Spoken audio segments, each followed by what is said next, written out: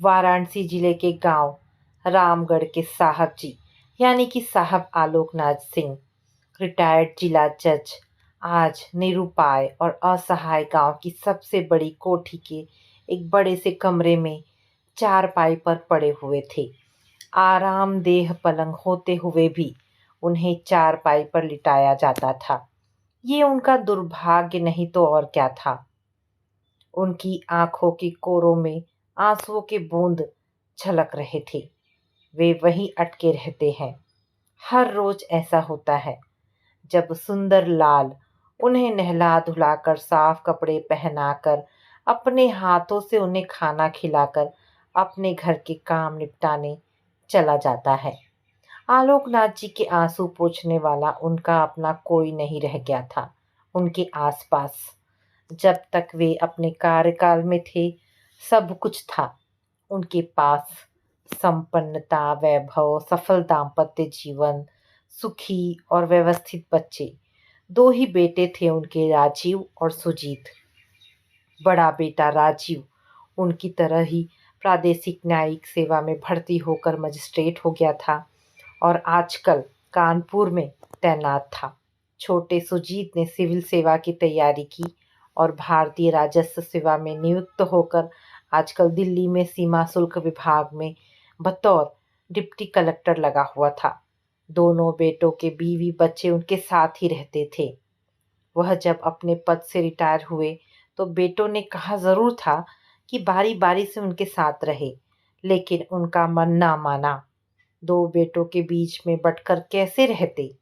एक प्रादेशिक सेवा में था तो दूसरा केंद्र सरकार में। कोई मेल मिलाप नहीं था। इधर उधर दौड़ने की अपेक्षा उन्होंने एकाकीपन का जीवन पसंद किया और आ बसे अपने पुश्तैनी गांव में, जो अब कस्बे का स्वरूप धारण कर चुका था। चारों तरफ पक्की सड़कें बन चुकी थी, घरों में बिजली लग चुकी थी। गांव का पुराना रूप कहीं देखने को नहीं मिलता था। न गांव की चौपाली थी, न खेत खलिहान का जमघट, न शाम को कुएं की जगत पर लगने वाली भीड़। गांव में आधुनिकता पूरी तरह से छा गई थी। गांव अब वह अपना वाला गांव नहीं लगता था। पुराने कच्चे खपरेल घर को ध्वस्त कर बड़ी सी कोठी बनवा लिया था। पत्नी शारदा तभी जीवित थी। वह खुद सशक्त और अपने पैरों पर चलने फिरने लायक थे। सुबह शाम खेतों की तरफ जाकर काम देखते थे। बाबूजी के जमाने से घर में काम कर रहे सुंदरलाल को अपने पास रख लिया था। बाहर का ज्यादातर काम वही देखता था। मजदूर अलग से थे जो खेतों में काम करते थे।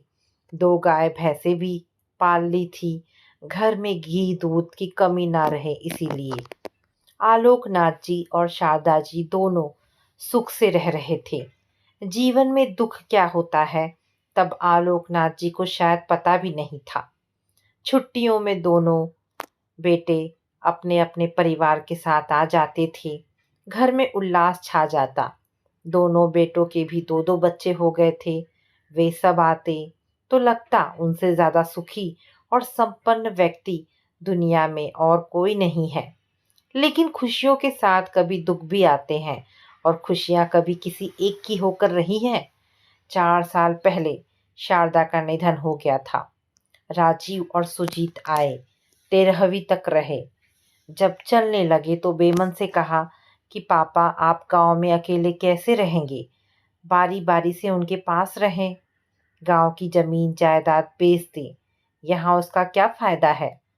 परंतु उन्होंने देख लिया था कि किस तरह बहुएं अपने पतियों से मुंह छिपाकर और ओठ से बातें करके इशारा कर रही थी कि ससुर जी को अपने साथ रखने की कोई जरूरत नहीं है। आज की जमाने की बहुओं की सारी सच्चाई उन्हें ज्ञात थी। उनकी अपनी बहुएं उनसे ठीक से बात तक नहीं करती थी। करती तो क्या, वह स्वयं नहीं कह सकती थी कि पापा जी चलकर आप हमारे साथ रहें। परंतु दिल से वह नहीं चाहती थी कि बूढ़े को अपनी भरी जवानी में ढोए और शहर की चमक धमक वाली दुनिया को बेरंग कर दे। उन्होंने अपने दोनों बेटों राजीव और सुजीत को साफ साफ मना कर दिया कि उनमें से वे किसी के साथ नहीं रहेंगे। गांव से, खासकर अपनी कमाई से बनाई जायदाद से उन्हें खासा लगाव हो गया था। अपनी पुरानी कोठी छोड़कर जाने का मन ना हुआ। उन्होंने मना कर दिया। दोनों बेटे, बहुएं और पोते सब चले गए। एक बार मना करने के बाद दोबारा बच्चों ने चलने के लिए नहीं कहा। सोचते होंगे कि कहीं मान ना जाए, परंतु क्या वे इतने बुद्धिहीन और असहाय हैं कि दूसरों पर बोझ बनकर जीवन व्यतीत करें? चाहे उनके अपने बेटे ही क्यों ना हो, वह स्वाभिमानी इंसान थे। जीवन में किसी के सामने झुकना नहीं सीखा था, कभी किसी के दबाव में नहीं आए थे, तो आज बेटों के सामने क्यों झुकते? घर में वह और सुंदरलाल रह गए। सुंदरलाल की पत्नी सुधा आकर खाना बना जाती। जब तक वह पलंग पर सोने ना जाते, सुंदरलाल अपने घर ना जाता। पूरी निष्ठा और स्नेह के साथ देर रात तक उनकी सेवा में जुटा रहता। दिन भर खेतों में मजदूरों के साथ काम करता, फिर आकर घर के काम निपटाता, गाय भैंसों को चारा सानी करता। हालांकि सुधा भी घर के कामों में उसकी सहायता करती थी, परंतु उसका ज्यादातर काम रसोई तक ही सीमित रहता था। बाहर के काम सुंदरलाल खुद ही निपटा लेता। यहाँ तक तो सब ठीक था। आलोकनाथ जी को शुगर की बीमारी थी। उसकी दवाइयाँ लेते रहते थे, परंतु अचानक ना जाने क्या हुआ कि उनके हाथों और पैरों में अक्सर दर्द रहने लगा। घुटनों तक पैर जकड़ जाते और हाथों की उंगलियां कड़ी हो जाती। मुट्ठी तक ना बांध पाते। सुबह नींद खुलने पर पलंग से तुरंत नहीं उठ पाते थे। सारा शरीर जकड़ सा जाता। आधा पौने घंटे तक इधर उधर करवट बदलते, तब कहीं जाकर पलंग से उठने लायक हो पाते। उन्होंने पहले आस-पास ही छिटपुट इलाज करवाया, कोई फायदा नहीं हुआ तो जिला के हॉस्पिटल जाकर चेकअप करवाया। डॉक्टरों ने बताया कि नसों के टिश्यूज मरते जा रहे हैं। नियमित टहलना, व्यायाम करना, कुछ चीज़ों से परहेज करना और नियमित दवाइयाँ खाने से फायदा हो सकता है। कोई गारंटी तो नहीं थी, फिर भी डॉक्टरों का कहना तो मानना ही था। जब जिला अस्पताल में एडमिट थे तो राजीव और सुजीत एक एक करके आए और डॉक्टरों से परामर्श करके तथा सुंदरलाल को हिदायतें देकर चले गए। किसी ने छुट्टी लेकर उनके पास रहना जरूरी नहीं समझा। उनकी पत्नियां तो आई भी नहीं। बताया गया कि बच्चों की परीक्षाएं सर पर थी, उनकी पढ़ाई का नुकसान होता इसीलिए नहीं आई। उन्हें सुनकर उनका मन आहत हुआ। क्या बुढ़ापे में अपने सगे ऐसे ही हो जाते हैं? वे जवान हैं, अतएव उन्हें बुढ़ापा क्या होता है इसका एहसास नहीं है, या वह समझने की कोशिश नहीं करते कि बुढ़ापे में लोगों की क्या क्या परेशानियां होती है और उन्हें कैसे दूर किया जाए। कुछ दिन हॉस्पिटल में भर्ती रहकर आलोकनाथ जी गांव आ गए। इलाज चल ही रहा था, परंतु कोई फायदा होता नजर नहीं आ रहा था। उनके पैर धीरे धीरे सुन्न और अशक्त होते जा रहे थे। सुंदरलाल उन्हें पकड़कर उठाता, तभी बिस्तर से उठकर बैठ पाते। चलना फिरना मुश्किल होने लगा। उन्होंने राजीव को लिखा कि वही आकर उनको वाराणसी के बड़े हॉस्पिटल में दिखा दे। राजीव आया तो जरूर और उन्हें हॉस्पिटल में एडमिट भी करवा गया, परंतु इसके बाद कुछ नहीं, एडमिट करवा कर चला गया।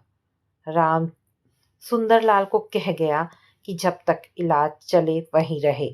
उसकी बीवी को भी वाराणसी में छोड़ दिया।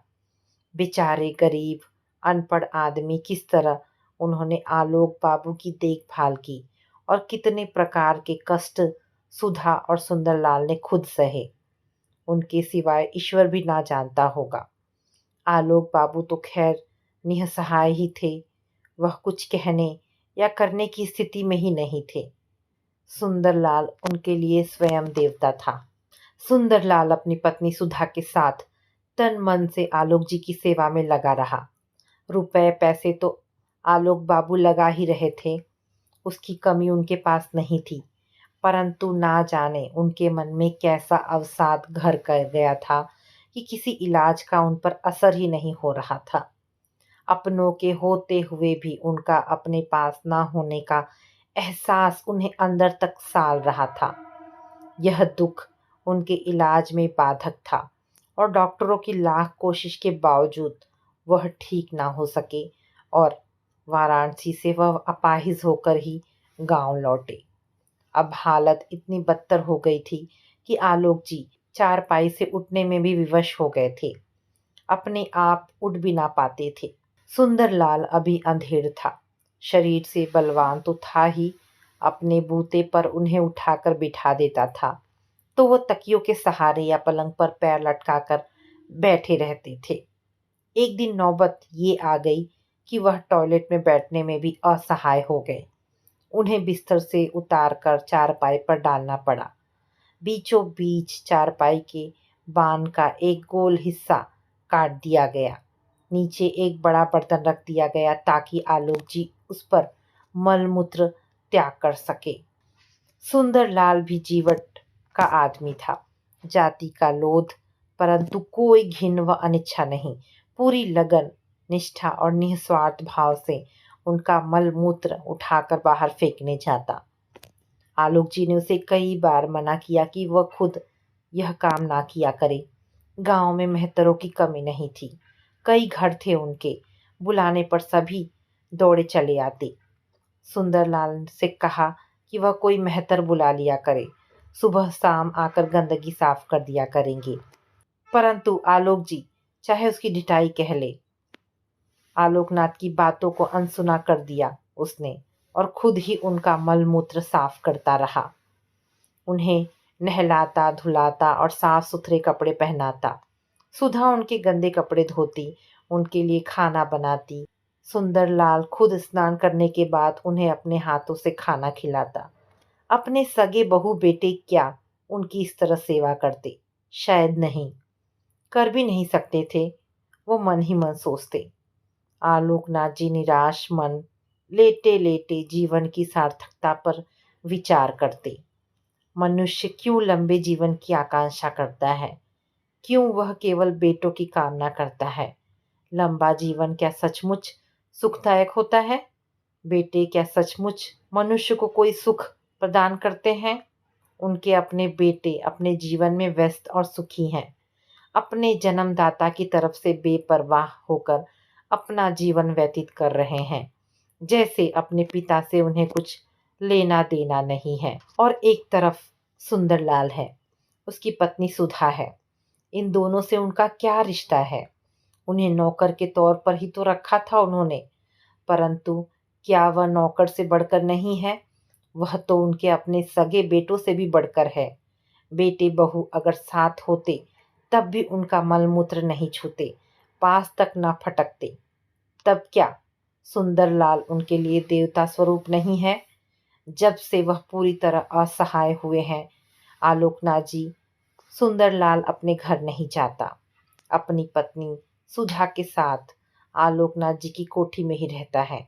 उन्होंने ही उससे कहा था कि रात बिरात पता नहीं कब क्या जरूरत पड़ जाए। वह भी मान गया। घर में उसके बच्चे अपनी दादी के साथ रहते थे। दोनों पति पत्नी दिन रात आलोकनाथ जी की सेवा में लगे रहते थे।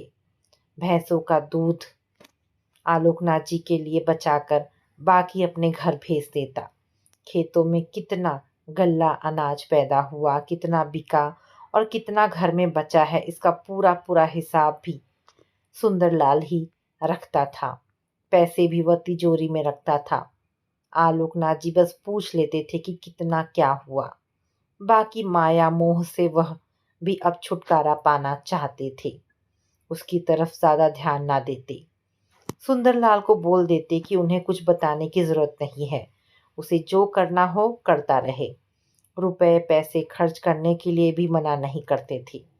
जोड़ देकर कहते कि वह अपने घर के सामान के लिए पैसे निकाल लिया करे, बच्चों को कपड़े लत्ते बनवा दिया करे। तो भी सुंदरलाल उनका कहना कम ही मानता था। आलोकनाथ जी का रुपया अपने घर में खर्च करते समय उसका मन कचोटता था। हाथ खींचकर खर्च करता, बेकार में एक पैसा भी खर्च ना करता। ज्यादातर पैसा उनकी दवाइयों पर ही खर्च होता था। उसका वह पूरा पूरा हिसाब रखता था। बीती रात तक उन्हें नींद न आती। सुंदरलाल उनके पास जमीन पर बैठा रहता। वे कहते, सुंदर, ये जीवन क्या है? क्या कभी किसी की समझ में आया? नहीं, इसे कोई नहीं समझ पाया है। हम सभी मिथ्या भ्रम में जीते हैं। कहते हैं कि ये हमारा है, धन दौलत, जमीन जायदाद, बीवी बच्चे, भाई बहन, बेटी दामाद, नाती पोते। परंतु क्या सचमुच ये सब आपके अपने हैं? नहीं रे सुंदर, कोई किसी का नहीं होता।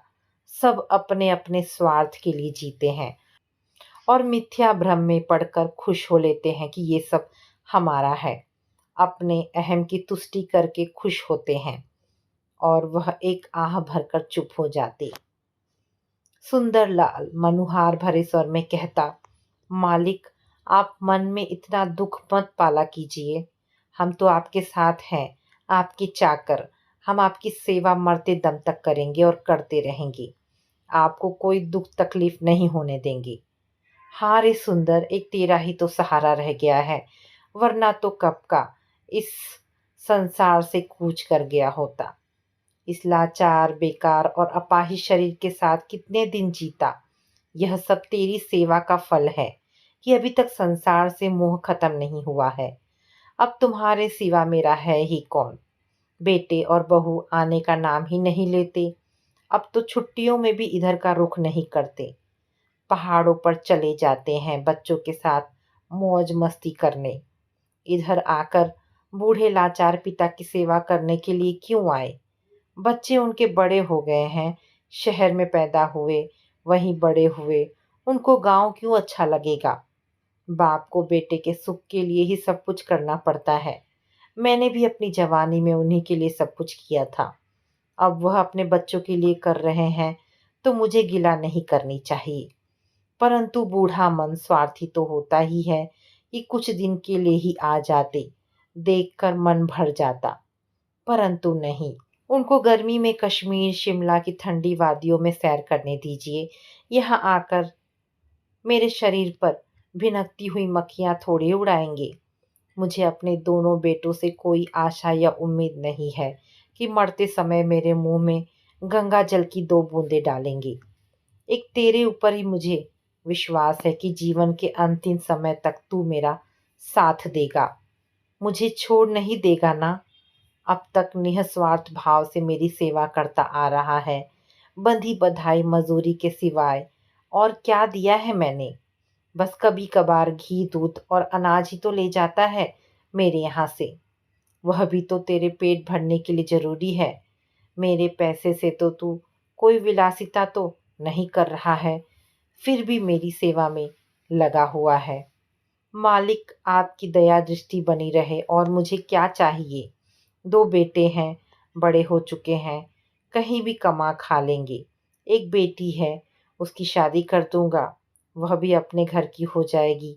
रहा मैं और सुधा, तो अभी आपकी छत्र छाया में गुजर बसर हो ही रही है। आपके ना रहने पर आवंटन में जो 2 बीघा उसर बसर बंजर मिला है, उसी पर मेहनत करूंगा। उसे उपजाऊ बनाऊंगा और पेट के लिए कुछ ना कुछ तो पैदा कर ही लूंगा। तेरी बेटी कितनी बड़ी हो गई है? 17 साल की हो गई है। 1-2 बरस में शादी लायक हो जाएगी। लड़का देख रहा हूँ, अच्छा घर वर मिलते ही उसके हाथ पीले कर दूंगा। जमाना बहुत खराब चल रहा है। जवान बेटी जितनी जल्दी अपने घर वर की हो जाए उतना ही अच्छा है। माँ बाप को कलंक तो ना लगेगा।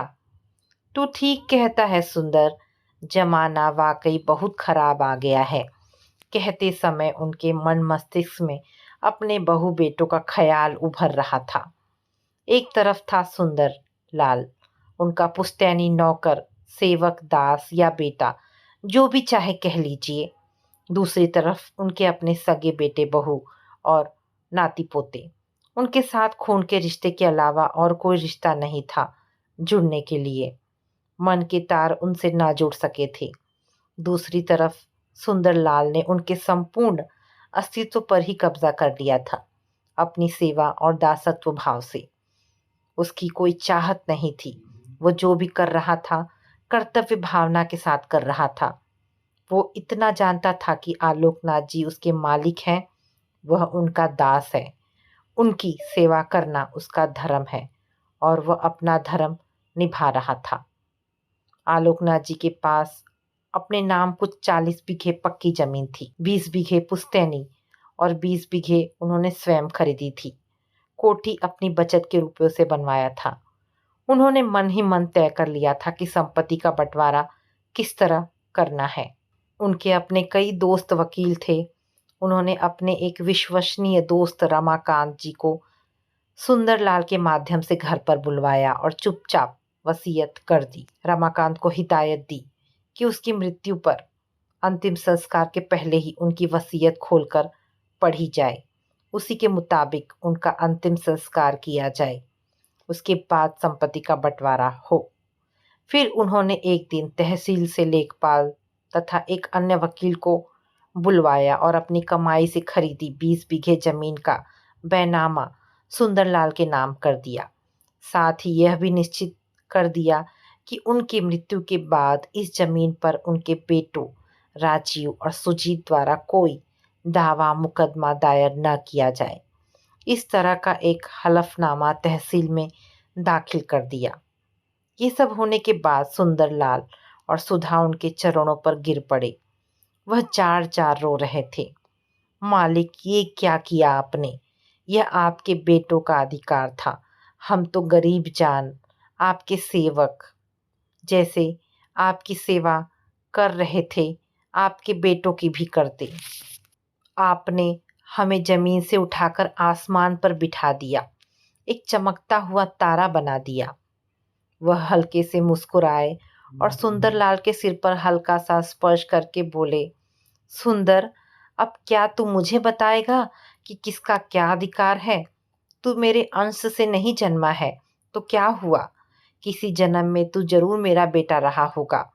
मुझे नहीं पता प्राचीन काल में पुत्र पिता की कितनी और किस तरह सेवा करता था, परंतु आज के संसार में देख लिया कि बेटा पिता के प्रति कितना समर्पित होता है। मैं तो इतना जानता हूँ कि मनुष्य के अंतिम समय में उसको एक अच्छा साथी मिल जाए तो उसका जीवन सफल हो जाए।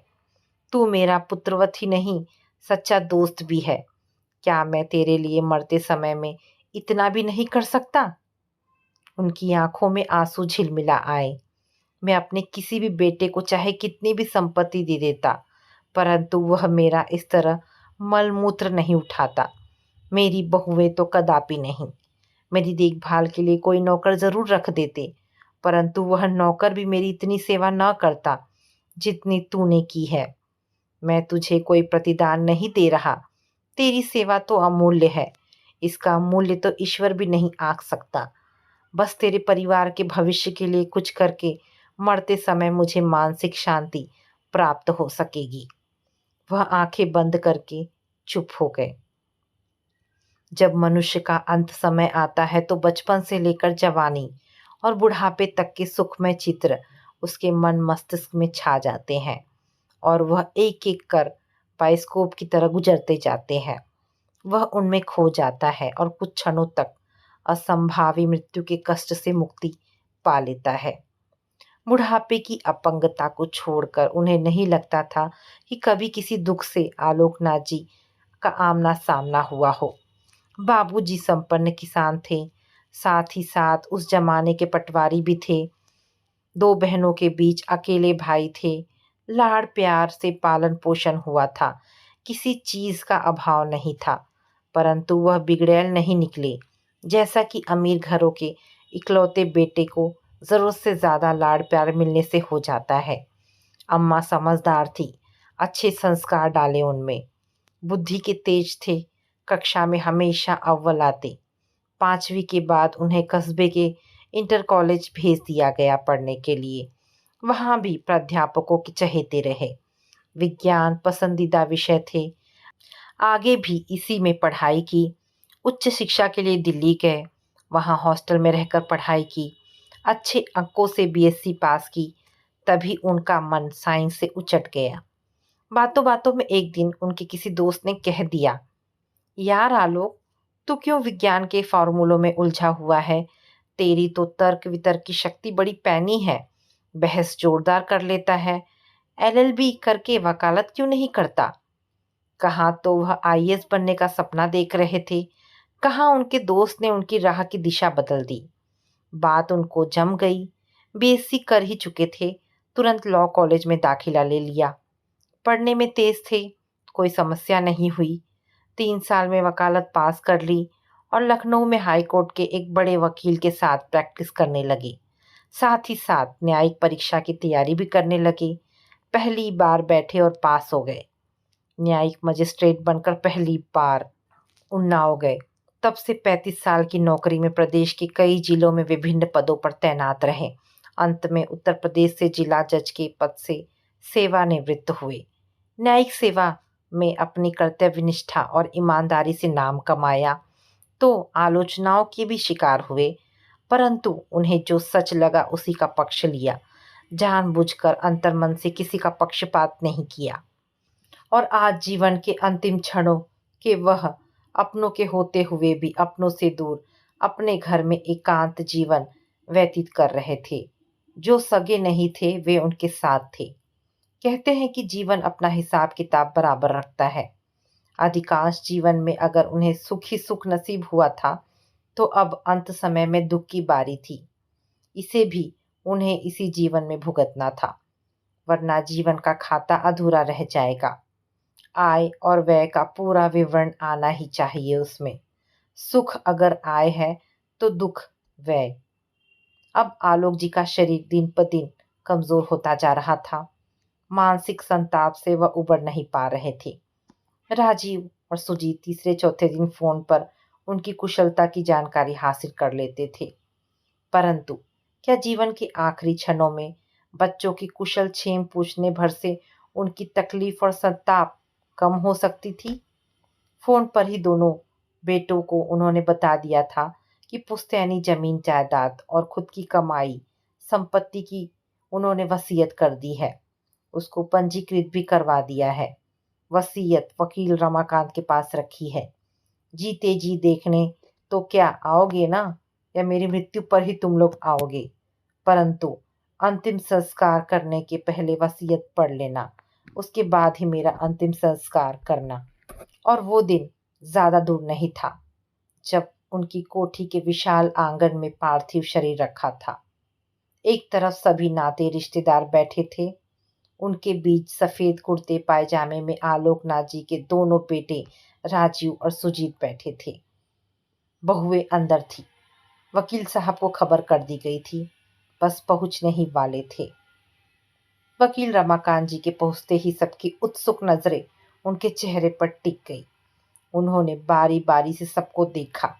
एक कोने में दीनहीन सुंदरलाल बैठा था। केवल उसकी आंखों में आंसू थे, परंतु वह रो नहीं सकता था। इतने लोगों के बीच में जब सभी धीर गंभीर मुद्रा अपनाए हुए थे, तब क्या उसका रोना किसी को अच्छा लगता? रमाकांत जी ने अपने ब्रीफकेस से एक फाइल निकाली और उसे खोलकर पहले आलोक जी के दोनों बेटों की तरफ देखा, फिर सुंदरलाल को अपने पास बुला दिया। गंभीर स्वर में बोले, मैं वसीयत पढ़ने जा रहा हूँ, आप तीनों लोग उसे ध्यान से सुनना, क्योंकि ये केवल आप ही 3 लोगों से संबंधित है। फिर उन्होंने वसीयत पढ़नी शुरू की। मैं आलोकनाथ सिंह अपने पूरे होशो हवास और संज्ञान में शपथ पूर्वक अपनी संपत्ति की निम्नलिखित वसीयत करता हूँ। मेरी 20 बीघा जमीन जो अलग अलग 4 चरकों में है, मेरे दोनों बेटे राजीव और सुजीत के बीच बराबर बांट दी जाए। इसी तरह बैंक में जमा धनराशि के भी वह बराबर के हिस्सेदार होंगे। सोने चांदी के जेवरात इनकी दोनों बहुओं को बराबर बराबर सुनार की मध्यस्थता में उनकी कीमत आकर बांट दी जाए। रही 20 बीघा जमीन जो मैंने अपनी बचत और मेहनत की कमाई से खरीदी थी, उसका बैनामा मैं पहले ही अपने बेटे समान सेवक सुंदरलाल के नाम कर चुका हूँ। वह मेरा सगा बेटा नहीं है, परंतु मैं उसको अपने बेटों से भी बढ़कर मानता हूँ। संतान सुख क्या होता है, वह मैंने अपने दोनों बेटों के पालन पोषण में प्राप्त कर लिया है। परंतु जीवन के अंतिम समय में संतान आपको क्या सुख देती है, ये मुझे अपने बेटों से तो नहीं प्राप्त हो सका। वह सुख मुझे मिला तो केवल सुंदरलाल से, उसकी पत्नी सुधा और बच्चों से। मेरी सेवा करते समय उनके मन में कभी यह लालसा न रही होगी कि मजदूरी के अलावा उन्हें कुछ और प्राप्त होगा। बचपन में हम अपने बच्चों का मल मूत्र साफ करते हैं, हमें उससे घृणा नहीं होती, क्योंकि बच्चों को हम अपना अंश समझते हैं और ये समझते हैं कि वो हमारे बुढ़ापे की लाठी है। परंतु क्या सचमुच ऐसा है? सुंदरलाल के शरीर में मेरा खून नहीं है, वह मेरे घर परिवार का भी नहीं है तो बस मात्र एक सेवक। परंतु उसकी सेवा में नौकर भाव नहीं है, इससे कहीं कुछ ज्यादा है। वह मेरा मल मूत्र उठाता है, ऐसे जैसे अपने निर्बोध अबोध बच्चे का उठा रहा हो। कोई घृणा नहीं उपजती है उसके मन में। उसी पिता की भावना से मुझे नहलाता धुलाता है, मुझे साफ कपड़े पहनाकर अपने हाथों से खाना खिलाता है। उसकी पत्नी सुधा मातृभावा से खाना बनाती है। मेरी सेवा करने में उन्होंने कभी कोताही या उफ नहीं की, कभी थकान या उब का भाव परिलक्षित नहीं किया। ये सब करते हुए क्या उनके मन में किसी प्रतिदान की आकांक्षा या लालसा रही होगी?